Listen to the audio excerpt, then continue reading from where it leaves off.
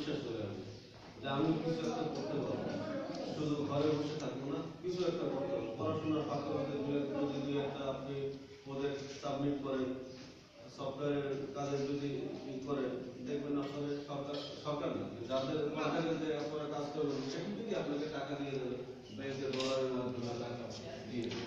যখন আপনি একটা ইনকাম করার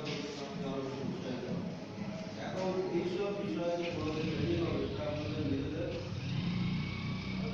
গভীরভাবে ভালোভাবে উৎসাহিত করে সাথে নিতে হবে।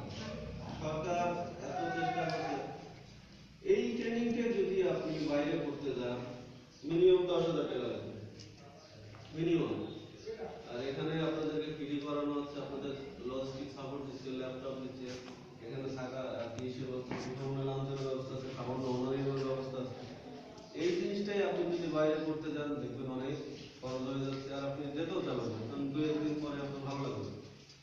আমরা যখন পড়াশোনা করতে যাই, স্যার যদি ভালো না পড়ে আমাদের যেতে ইচ্ছে করে, আর ওটা তো আউটপুট নাই। আর এটা যখন আপনি শিখে 15 দিন পরে যদি দেখেন যে আপনি কিছু করতে পারছেন, যদি কিছু একটা যখনই আপনি টাকার গন্ধ পাবেন তখন দেখবেন আপনি এটা যোগাযোগ করবেন, তখন আপনি কিভাবে করা যায়, কাজ কিভাবে আনা যায়, কোথায় কাজ আছে সেটা আপনারাই খুঁজে নেবেন।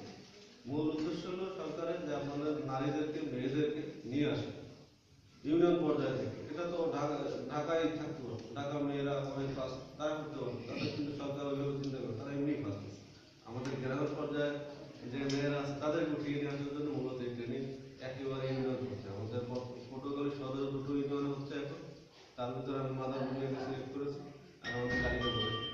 তোমার তো 12টা ইউনিয়ন, আমি মাদার বুনিয়াকে কেন সিলেক্ট করবো? কারণ আমার কাছে মনে হয়েছে মাদার বুনিয়া যেভাবে এগিয়ে আসতেছে, এখানে মেয়েরা বলেন ছেলেরা বলেন মোটামুটি আমাদের সদরের সাথে একটা লিঙ্ক আছে।